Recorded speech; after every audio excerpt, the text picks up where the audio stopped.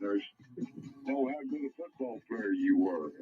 I can still see you playing that fullback, knocking those players out of the way. And that I believe I could have run behind you. Martin, I can remember when we came to summer and you were playing fullback up there, and I saw you in the weight room and watched you work.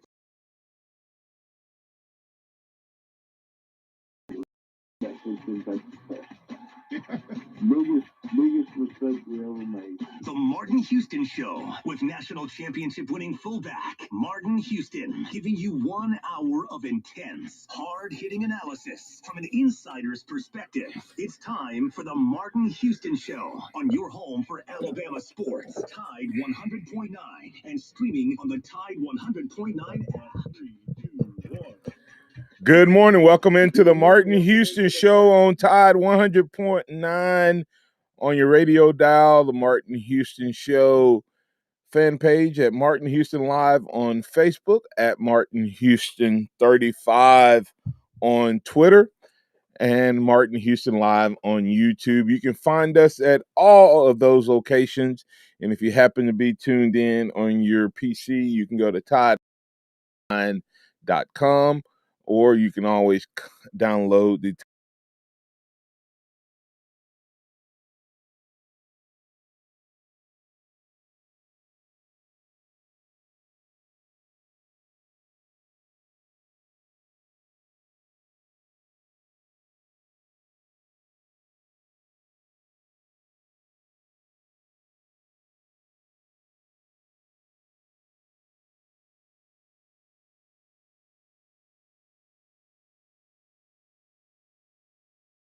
and of course there's big news potentially coming out of the Big 12. Is it rumor or is it true? Is it gonna happen? Is it in the works, or is this just pie in the sky, wishful thinking by those guys or not? We'll talk about that as well. And of course, it's Thursday, so we always have our recruiting catch up with Hank South 247 Sports, Bama online recruiting. So want to invite you to go ahead and make plans to be a part of the conversation at 205 342 9904 205 342 9904. The Taco Casa hotline is open for business. Taco Casa, quality, taste, value under the biggest cactus in town. The best option for your lunch or dinner choices today, Taco Casa. Go check them out. And if you get a chance and you want some of that Taco Casa swag, visit them at tacocasa.com. Remember that this is the day that the Lord has made, so let's rejoice and be glad in it. Take some time today to love someone, serve someone, and be the difference you want to see in the world today. Good morning, Joe. How you doing, sir? I'm having a great day today, Martin. Excited about Nick Saban yesterday and ready to see what we get into for today. Yeah, what was your biggest takeaway or anything that jumped out to you from Nick Saban on yesterday? Two things for me. One, he kind of already named Javion Cohen presumed starter on the offensive line, and then the second thing was when he was asked about Bryce Young's name, image, and likeness deal, he kind of shied away from comments. In my opinion, he said, "Oh well, I'm not going to make any comments right now because there's no precedent for name, image, and likeness." And just to me, that I've never heard Coach Saban back away from expressing an opinion or expressing a stance on an issue, and he really kind of surprised me by saying, we really just I really just would rather wait and see before I comment. Yeah, I told you I'd had an opportunity to hear him the night before, and he had kind of talked about it, and you could tell that when you say he's more pro than not, it's not that he's out there fighting the cause. It's just that he stated it is what it is. But he made a statement that night as well. I think is similar to probably what he was saying. He said we have no precedent. We have no idea where it's going to go, how it's going to be. And he actually said, whatever I say tonight may be wrong a year from now anyway, because everything could change. But he did talk about some of the advice he had given the guys and how he was coaching them through that process. So, do we have that Cohen audio that we could potentially listen? Because that's to me, the offensive line, Joe, is one of the more intriguing positions, and one that we have to figure out exactly who's going to be the starters. It has so many moving parts, and it's so hard to not. You can be the best player, but that doesn't mean that you're going to be in the top five, because you may not play well with others, and so that's always an intriguing approach to. Um, to what happened. I know he had talked about the only position that we really don't know who the guy's going to be is probably that right tackle position. And of course, he did not come out and say before yesterday SEC Media Days that he felt like Cohen had kind of locked that down. But he seems to be the guy that came through the spring, and it seems like he's done nothing to at right guard. And then, of course, that right tackle, I guess, is kind of the wait and see. A name that he mentioned, unsolicited, Joe. And anytime you get an unsolicited player by name from Nick Saban, it usually means that that's kind of one of his thought processes there. So he mentioned J.C. Latham by name as a guy, he said, who's really, really talented. But you know who I think may be leading it based on the conversation that I heard, who may be leading the right tackle position? No, maybe Quick. I'm not sure. Kennedy. Not Kennedy. Yeah. Kendall. God, Kennedy. Kendall Randolph. Let me tell you why. He said we really would like to keep Kendall. He said we have some issues with right tackle, but we really would like to keep Kendall in that tight end role, because we don't have a dominant blocking tight end if he's not there. And that's me taking and saying, undoubtedly, he must be making a push to be, the starting right tackle if you're concerned with not having him as your, inline tight end, that tight end type of guy. So, Kendall Randolph as a guy who I think has shown a lot of versatility. And then right after he made that's when he basically left.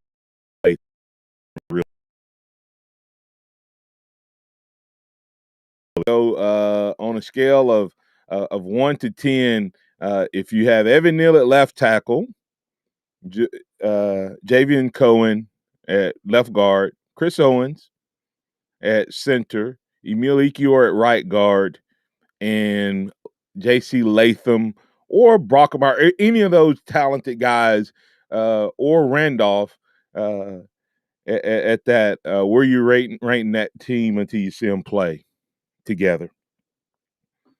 I think that's a pretty strong line considering what we lost last year. I'm excited to see in that Deontay Brown role. So I think that sounds like a pretty strong offensive line to me. Yeah, I mean that's the crazy part is the only thing what I'm gonna be looking for, that the tone setter, the tone setter in that offensive line, and that to me is what Dickerson's greatest asset was as a player. As good as a player, to me, he literally made everybody else around him better, and it's going to be interesting to see if Javion has any of that. I think Emil Ekiyor has the potential to have some of that.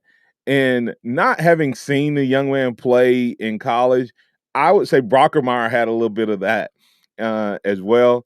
And I guess we don't need to write off guys like Pierce Quick and some of those guys, but just hadn't heard a lot about those guys. And like I said, Saban mentioned Latham by name, which means a lot. So one of the things as I looked at SEC Media Days and Coach Saban, it was a very, very interesting conversation around linebacker.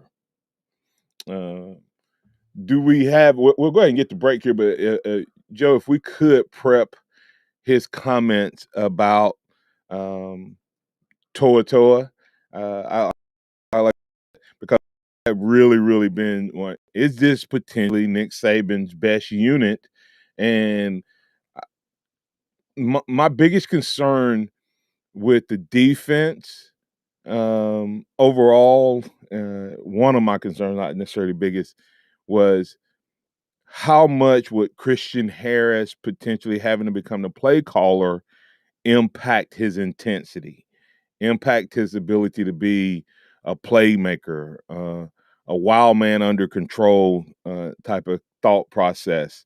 And with the addition of Toa Toa, will that be an issue? We'll hear what Nick Saban had to say about the Tennessee transfer. We'll have that audio coming back on the other side. If you have a question, a takeaway from SEC Media Days, we'd love to have you add that to the conversation. You can add it in our chat via social media, or you can call us on the Taco Casa hotline at 205-342-9904.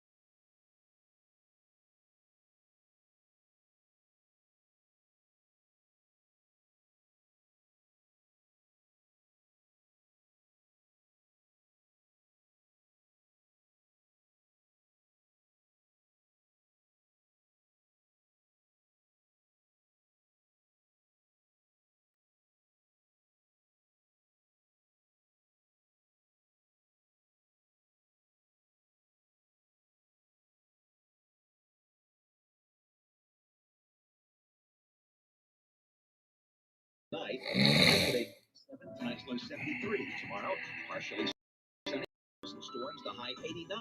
I'm James Spann on the ABC 3340 Weather Center on Tide 100.9. It's 73 degrees in Tuscaloosa. Scott Smith and Sophomart Design, doing business for 17 plus years, specializing in graphic design services, commercial printing, promotional products, advertising specialties, and so much more. Basically, any and everything you would need to advertise, promote, and grow your business. Through strong partnerships, strong customer service, and creative ideas, they'll help you market and grow your business. Give Scott a call at 205-292-4680 or email scottis@comcast.net and visit them online at sophmartdesign.com. Interact with the Martin Houston Show by calling us at 205-342-9904 or tuning into the Martin Houston Show on Facebook.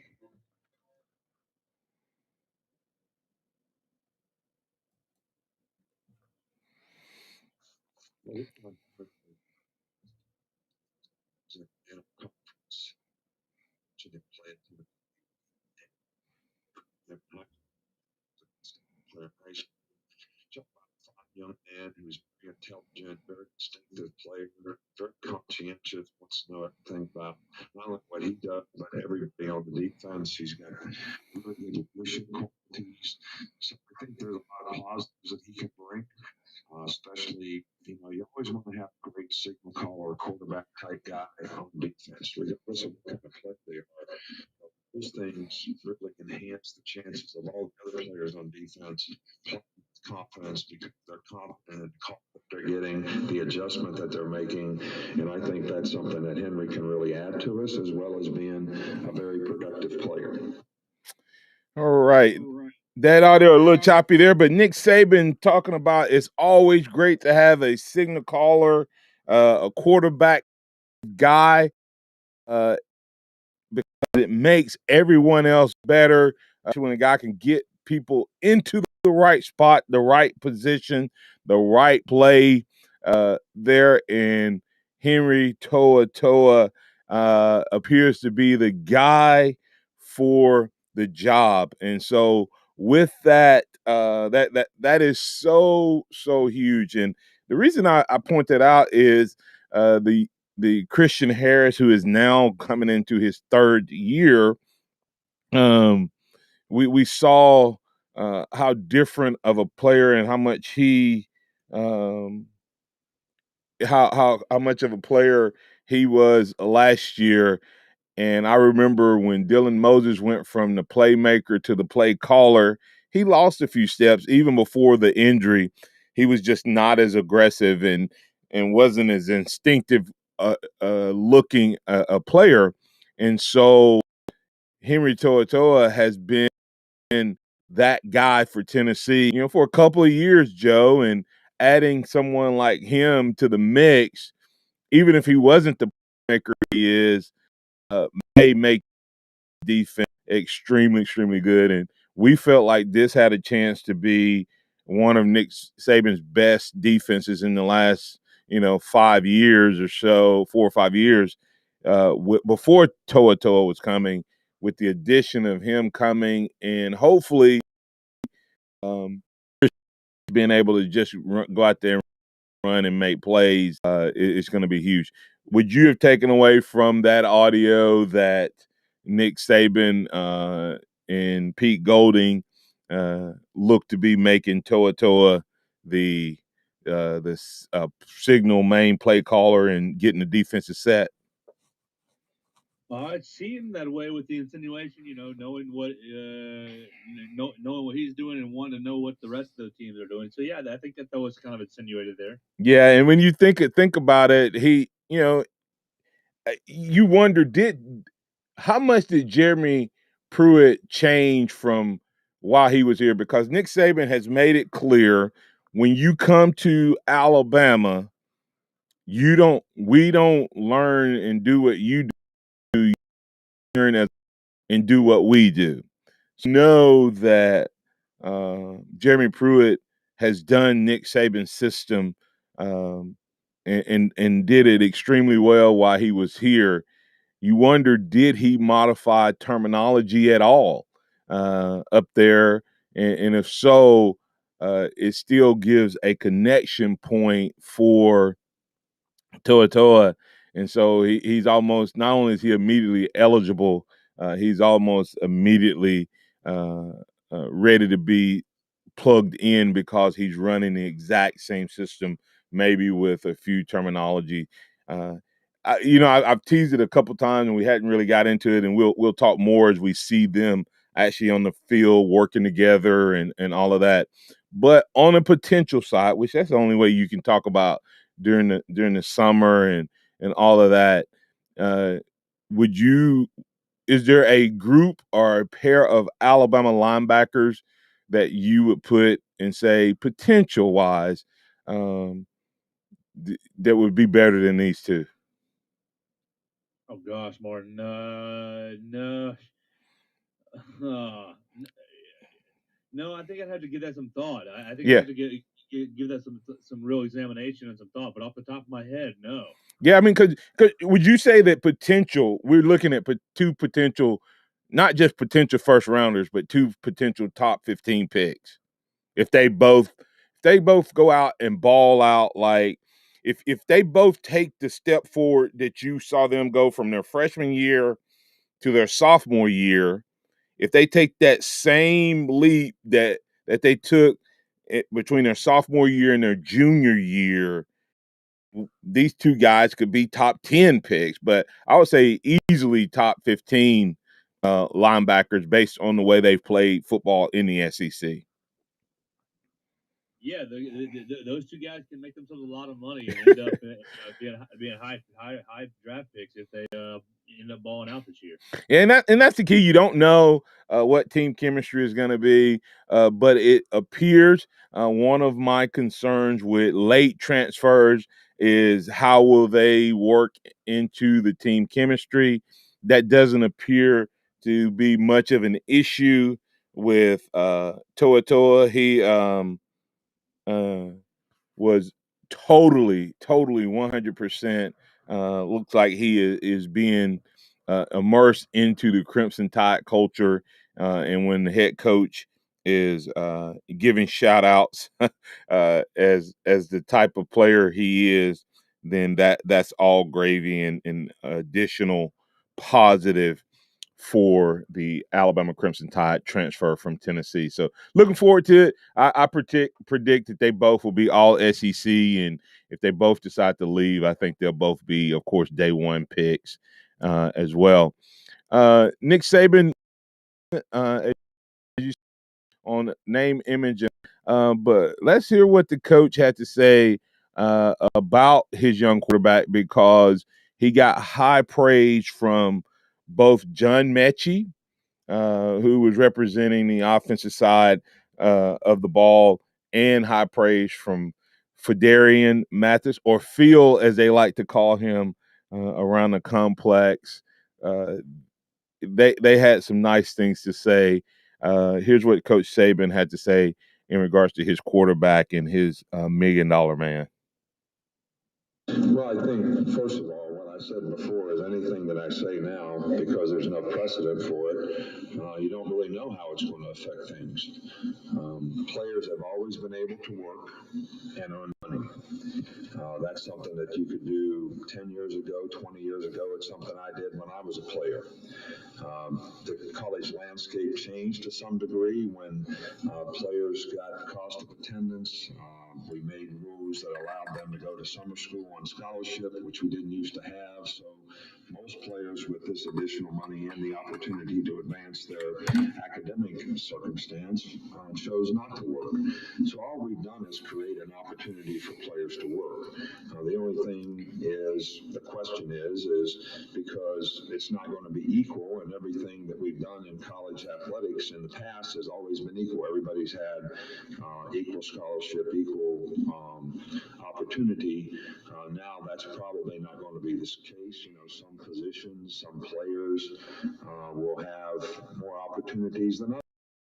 How that's going to impact your team, our team, the players on the team, I really, can't answer because we don't have any precedent for it. I know that we're doing the best we can to try to get our players to understand the circumstance they're in, the opportunity they have, and how those opportunities are not going to be equal for everybody. And it'll be important for our team's success that people are not shoulder at what somebody else does or doesn't do. So, but any other comments that I would make about this, with no precedent, no experience, would probably a year from now not be looked on or viewed on as very smart.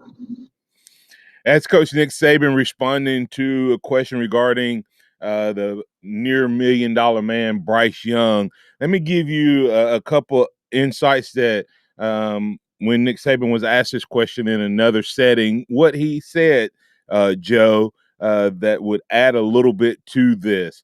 He said that they have talked to their players about the disparity that happens in the NFL, where a guy like Aaron Rodgers makes $25 million and Hart makes $1 million, and where Aaron Rodgers gets millions of dollars in endorsements and the guard gets no opportunity to earn endorsements. He's already coaching them up and setting them up on those imbalances, and he's been able to manifest before and keep his team moving forward. He also talked about the fact that he's teaching his players to keep their eyes on the prize as far as their goals of getting a degree, building their personal brand through character and brand management of their own behavior and their own activity.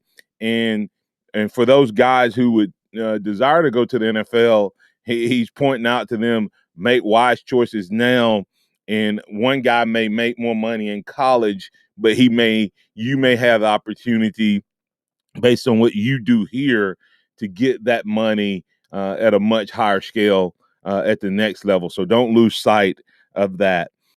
Now, did you pick up on the summer working job thing that he's talked about there? He gave a very, very specific scenario, Joe.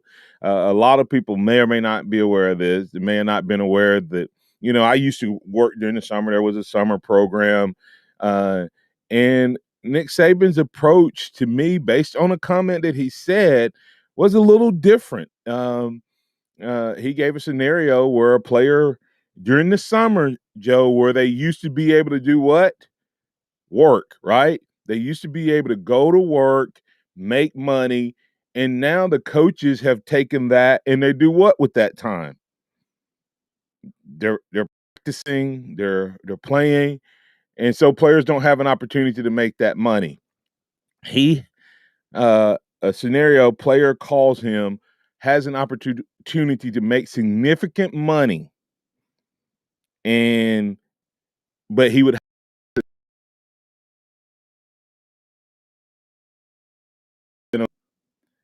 ask the question, if excuse me,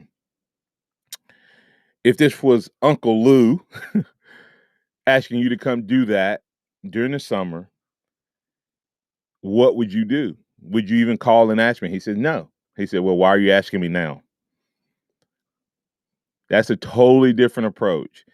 And I think that what you see there is Coach Saban understands that summer was a time that used to be set aside to make money, and that's why he referenced that, and that the flexibility for these players to work and maybe practices, I would not be surprised, Joe. You know how you have certain days, so many days you can miss at work? We call it vacation or time away from the job. Don't be surprised if Nick Saban has not allotted them so many days during the summer that they could miss and go to work, because that's what that story said to me is, hey, this was the time you used to be able to go and make that extra money that helped you and your family. We now have you in school 12 months out of the year. So if you have an opportunity, we're going to give you a few days to have an opportunity to do that. If that's the case and no one else is doing that, that's going to be another game changer that benefits Nick Saban. We're going to have plenty of conversation to talk about right here regarding SEC Media Days. There's a lot more audio and clips there. But one of the things we definitely want to find out is what's happening in the recruiting world. And we do it every Thursday from 6 to 7. From 6:30 till about 6:50 with Hank South 247 Sports. He'll be joining us when we come back on the other side. Tide 100.9 traffic. From the Townsend Nissan Traffic Center, no active wrecks and everything pretty quiet on this Thursday morning. Of course, if you do see conditions, give us a call. 205-886-8886. Townsend Nissan has an awesome selection of new cars, trucks, SUVs, and they really need your trade. Go see them. I'm Captain Ray. Hello, this is Martin Houston with the Martin Houston Show, and I want to tell you about one of our great sponsors, Overflow Express Wash. Their mission is to provide great customer service with a showroom clean car and an exceptional customer service experience. They have the basic car wash that starts at $7, but you need to check out the premium wash packages, which start as low as $12 and go up to $20.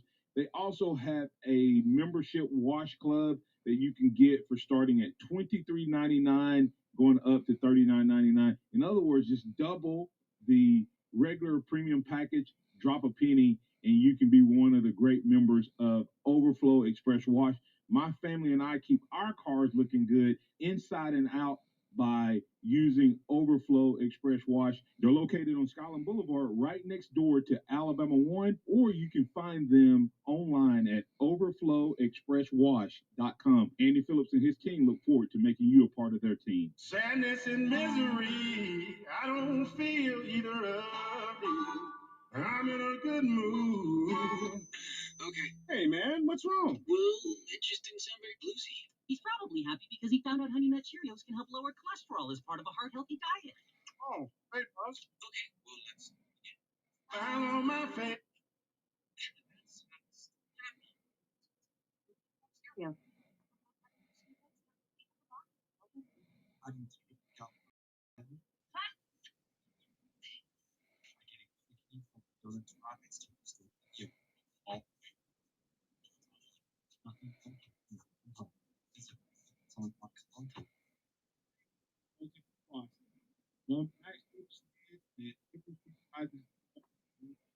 Coach Wood said, it's what you learn after you do it all. That makes what am I talking about? Your family,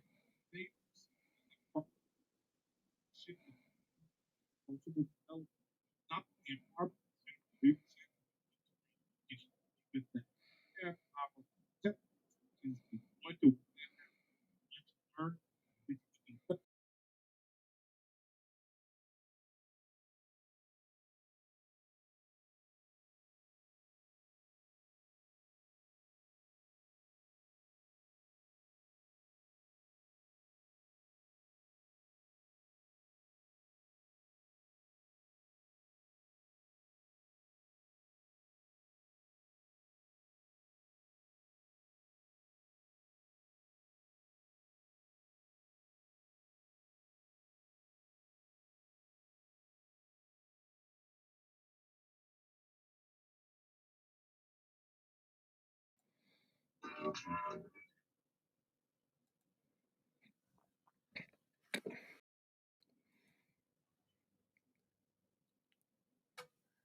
Welcome back into the Martin Houston Show on Tide 100.9. It's now time for us to catch up with Hank South, 247 Sports, Bama Online Recruiting. Good morning, Hank. How you doing, sir? Or just taking another call. I'm sorry, to what?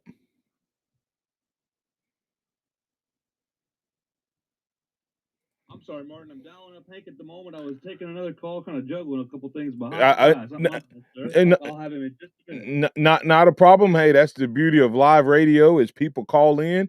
Do you have that caller ready to go on the air, or we need to wait till we add Hank? All right. No, he was discussing a technical issue, so all right. I'll have Hank with you in just a moment, Martin. All right, that'll work. Speaking of, as we were going to break there, I was talking about Coach Nick Saban. Guys, I just, let me tell you, when I was sitting and listening to Coach Nick Saban speak about the name, image, and likeness, and you just heard the audio here. He is going to embrace it. Now don't read my embracing or more pro football meaning that Nick Saban is excited about. Like yeah, yay! But Nick Saban he's proven it time and time again. He makes decisions uh, over and over that favor the players. He makes them over and over, and they favor the player. He leans toward making college football better for the players. When he fights against the fast clock, when he fights against the transfer portal, and all these things, he's like, I'm telling you guys, this is what's gonna happen if you do this. Well, he's not necessarily a hey, let's go do name, image, and likeness, but when he starts equating it to the fact that you used to be able to work and have jobs, he's saying, hey, we took something away from the players when the landscape of college football changed and players have been going to school versus getting jobs. Now we're just giving them ability to make money. And the thing he pointed out is the only difference is it won't be equal. And that's going to be the key term that you hear. It sounds like we got Hank South ready to go. I'll dig back deeper into that not being equal into the future as we talk about, because that's the big thing with name, image, and likeness. It's not going to be a cookie cutter. And speaking of not being a cookie cutter, good morning, Hank. How you doing, sir? Hey, good morning, Martin. I'm good. How are you? Doing well. Speaking of not being a cookie cutter, recruiting definitely is not a cookie cutter, and it changes continuously. And I would say probably for the last 3-4 years, you guys have had something new thrown into your recruiting. Uh, has impacted how you what the players' decision making, and name, image, and likeness is yet another one of those things that impacts recruiting. Uh, have on kind of a two-part question. Have the players talked any more about, hey, the name, image, and likeness is a few weeks out, the impact is having, as well as have any other players you talked to said anything specific about Nick Saban and Bryce Young being $1 million man?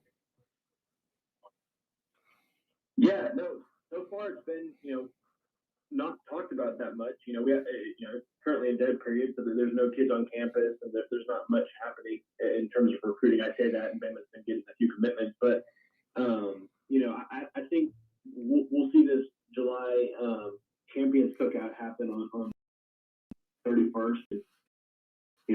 On campus, and NIL will be, it started July 1st. We'll be 4 weeks in. And I think maybe we'll see some more discussion about it. It's obviously been talked about with recruits, but really, the recruits I've talked to haven't brought it up too much at this point.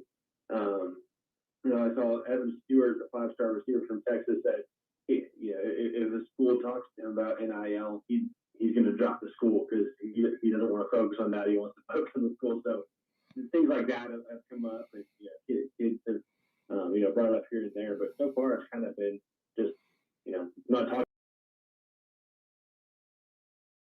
But like I said, it started July 1st. The dead period's going on. Open back up next week for a few days. So maybe that's when it really starts to get brought up more. And you mentioned it just a moment ago. Kind of give us an update on Bama and the latest in terms of their commitments and where this class sits. Yeah, as of last night, it was the class was number 6. I don't think it's changed since then, but Bama got a last Friday from Tyler Booker, the top offensive tackle from IMG Academy. Not a huge shock, he was a guy that took an official visit to Alabama at the end of June. He gave it rave reviews. He chose between Alabama, Georgia, and Florida, and picked Bama in the end. And huge pickup. We've seen Bama really turned to IMG a lot, especially on the offensive line the last few years. Signing J.C. Latham last cycle, the 5-star tackle. Evan Neal a couple cycles ago, another 5-star tackle, and then Tyler Booker, who certainly has 5-star potential in the end. But yeah, huge pickup. He's the 11th commitment in the class. Like I said, it pushed them at number 6. They were outside the top 10. Now they're inside the top 10. So we're seeing that kind of surge of Alabama that they're going to get back into that familiar territory of that top 5 grouping here sooner rather than later. Make that push for number 1 again. And when you look at that, any commitments on the horizon, or any commitment watch you need to put us on? Yeah, there's a few. Of course, we're going to see kids back on campus next week, so certainly a possibility there. But a few guys to keep an eye on that have set commitment dates.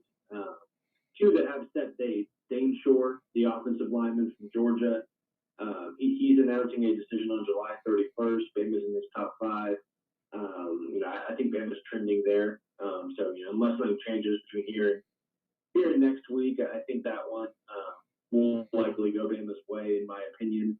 Another decision that kind of one of these recruitments, he just tweeted out a decision date out of the blue that I think Bama could get some good news on is Sean Murphy, the top 100 linebacker from Virginia. A name that maybe it's not talked about as much, but certainly a guy that Bama really liked. Like I said, linebacker from Virginia. He was one of the few recruits that visited in 2020 before everything shut down. He was on campus for Junior Day in February of 2020. He came back last month for camp and had a really, really good workout in front of the Tide staff. Bama has really been pushing for him ever since then. He's going to announce a decision on August 1st. It's not like a lock or anything, but I think Bama's trending there as well. Florida is another school in the mix. LSU is another school. I think Penn State and Ohio State are two others in his top 5. But I think Bama's in a good spot there. And then another guy to watch is an in-state receiver, Kobe Prentice, the rapidly rising receiver that got an offer in the month, or he worked out in June that he got an offer at the beginning of July from Alabama. Ran a 4.38 apparently at camp and really impressed the Tide staff and is the guy they're pushing for in state now. He was committed to Maryland. He actually reopened his recruitment, and so now he's uncommitted. He's going to be back at the cookout in Tuscaloosa next weekend. So that's a guy we're keeping an eye on as well. Wow, pretty amazing. Hey, I was looking at on your Twitter feed at HankSouth247 Sports. Kind of amazing to see the Tyler Booker picture with Nick Saban at Bryant-Denny, and then the one with him in his office. So one of those young men has continued to grow quite a bit, Hank. But let me ask you a question about a young man that committed to Florida, but yeah, it looks like you caught up with him. What's Shamar James saying, and how solid is he on that commitment? And has Alabama given up on him as a possible add to this class? They're still in the mix. Not a huge shock. I figured even though he committed to Florida in June, Bama would still recruit him. That doesn't shut anything down. Caught up with him. He said Bama is the only other school he's talking to. He said he's still staying in contact with Pete Golding and Sal Cestari as 2 recruiters. He said they're, kind of the message is, they're going to keep recruiting him until he signs. So certainly a guy to watch. It'll be interesting to see, what happens there. He didn't say he was going to come back for a visit or anything. He's going to be at the Alabama-Florida game in Gainesville. He's actually going back to Florida next weekend for the cookout or for the whatever recruiting event they're hosting next week. He's still talking. The lines of communication are still open. That's as much as you kind of hope for at this point in time. We'll see. He's very close to Deontay Lawson, obviously in-state recruit, and it was interesting this announcement when he committed to Florida. He was coming off his Alabama official visit when he said Bama had the edge in his recruitment. Then he announced his move to Florida.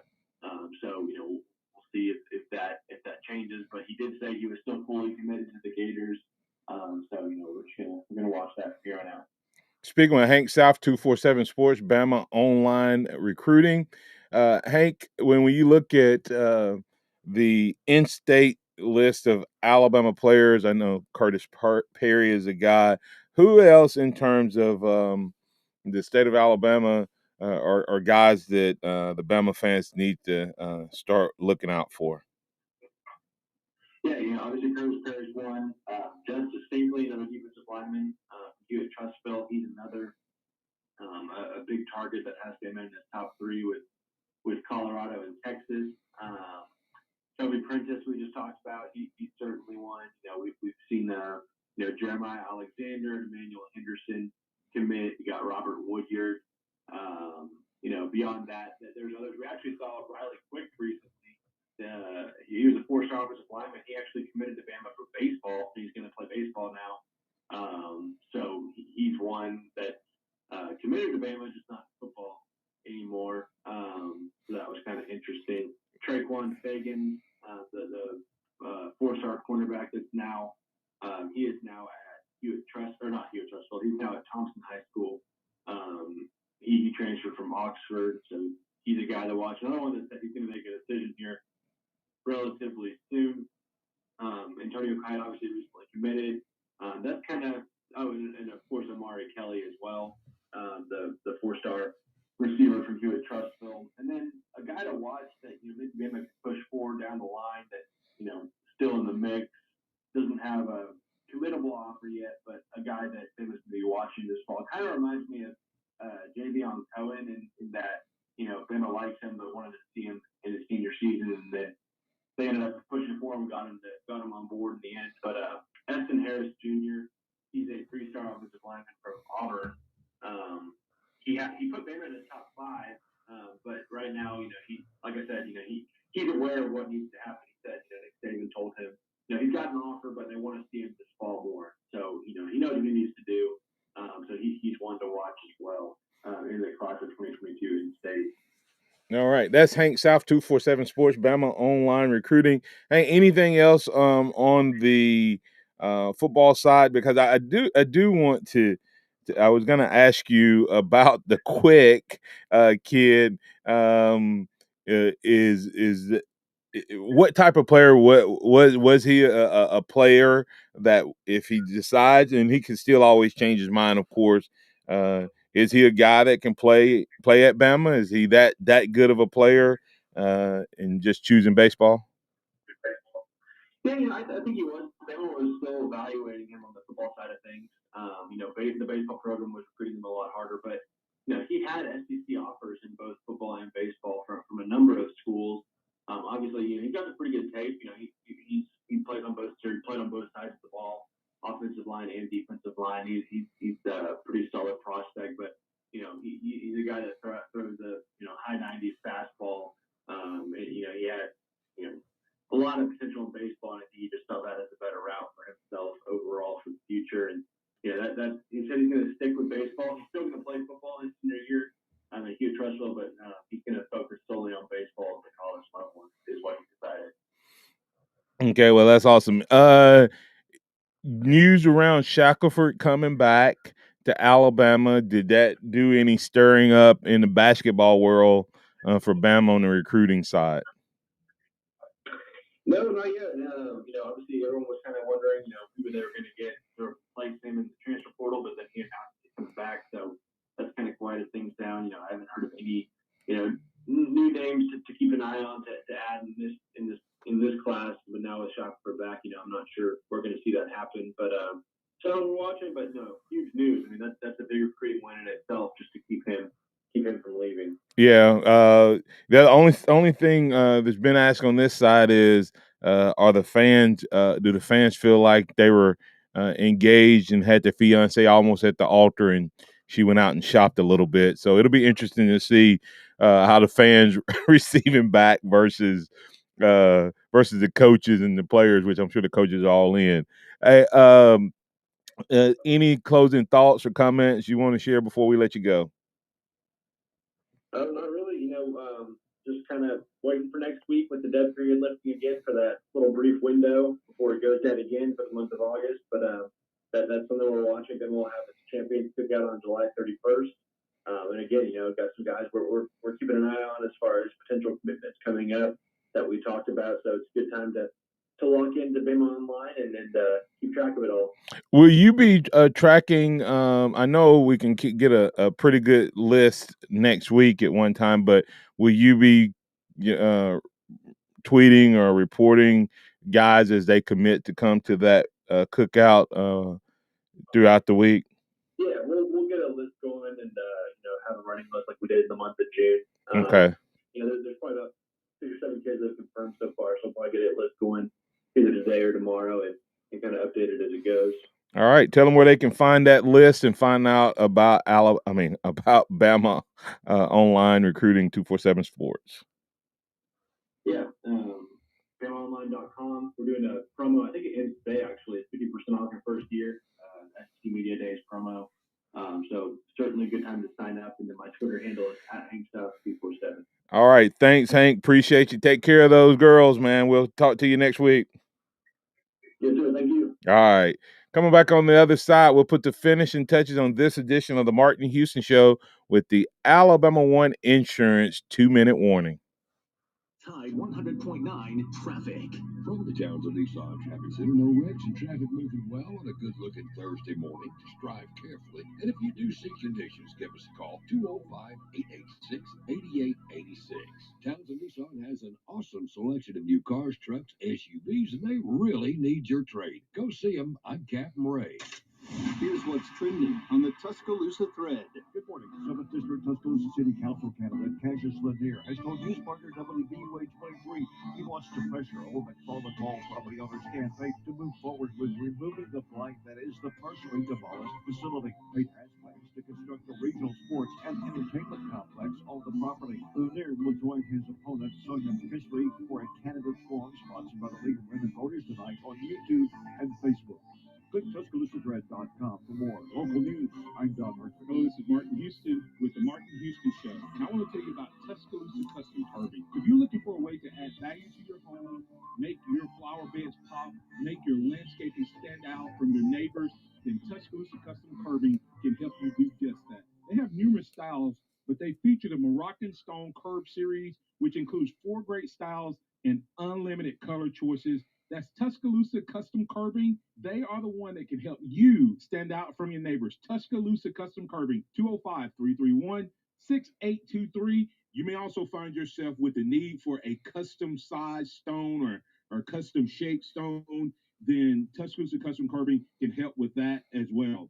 Paul Fuller and his team are waiting on your call right now for that free quote. And if you tell them that Martin Houston with the Martin Houston Show told you to stop by, you'll get a big discount. So call Tuscaloosa Custom Curbing at 205-331-6823 or visit them online at Tuscaloosa Custom Curbing, LLC. Brought to you by Indeed. Indeed delivers great candidates fast. In fact, Indeed delivers 4 times more hires than all other job sites combined, according to Talent Nest. More at Indeed.com/credit. Back to school season is on. Get best-in-class savings at JCPenney. Gear up with 40% off backpacks from brands that always have their back. And shop smart on doorbusters across the store while they last all weekend long. That means stocking up on essentials like $5.99 select kids tees and $14.99 select kids shorts. Don't forget to use your coupon to save an extra 25% and check everything off your list in one easy trip. Weekdays are back in style. JCPenney. Offers and coupon valid through 8/4. Exclusions apply. See store or jcp.com for details. We're planning a trip to Spain later this year. But our Spanish is pretty bad. So we're using Babbel. Babbel's conversation-based method teaches you real-life words and phrases. And with Babbel's interactive bite-sized lessons, you'll remember what you learned. There's no easier way to learn another language. Ahora hablamos español. He just said, now we speak Spanish. Babbel, language for life. Now try Babbel for free. Just go to Babbel.com. That's BABBEL.com. The sound of Bama sports. Your show, your team. The Martin Houston Show on your home for Alabama sports. Tide 100.9 and streaming on the Tide 100.9 app. Come on, you're on 3, 2, 1. You got 2 minutes. Welcome back into the Alabama One Insurance 2-minute warning. Review, reduce, and relax. We'll review your policies and coverages. We will reduce your premiums, and you can relax knowing that you're properly covered at alabama1insurance.com, or give us a call at 205-342-0112. All right, let's recap the show. We talked about Coach Nick Saban and a couple of things he had to say up at SEC Media Days.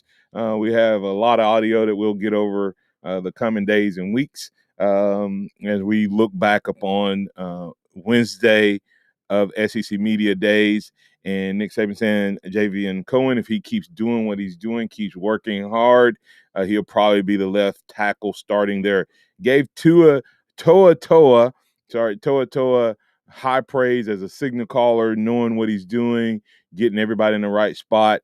That bodes well for this Alabama defense to be one of the best that Alabama's had in several years. So looking forward to that, and that will be huge in those first few games as Alabama travels to Florida A&M, and of course neutral site with Miami. The defense may have to carry it till this young offense catches up.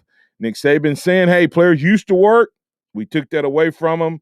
Name, image, and likeness is a part of the game now, and the players are just figuring out how to work, but it is no longer equal, and that's going to become the rub or the management opportunity that all of these coaches will have. He will have to figure that out along with all the other college coaches out there. There's a lot more conversation to get to, so we'll do that on tomorrow on a free-for-all Friday. We want to invite you to be back with us at 6 a.m. to join the conversation. Alabama big news on the recruiting front. We'll share more about that as well. Maybe we'll get another announcement today. It's been kind of consistent. Alabama sitting number 6 overall. Anyway, SEC Media Days will wrap up today, and they'll come out with predictions of players and finishes, which they're usually wrong on the finish. But getting better, just guess Alabama, and you have a really good chance of guessing the SEC winning program. We'll have this conversation and so much more on tomorrow, so stay tuned for more right here on your home for Alabama Sports Talk 100.9, as Inside the Locker Room will be up next. I'm Martin Houston. That's Joe Gaither. Thanks to the caller, listeners, viewers, and guests has been a part of the program. And remember this, trust in the Lord always, lean not your own understanding. In all your ways acknowledge him, and he will direct your paths. Roll Tide and have a blessed day. Thank you for listening to the Martin Houston Show on your home for Alabama sports. You too. Thanks, Joe.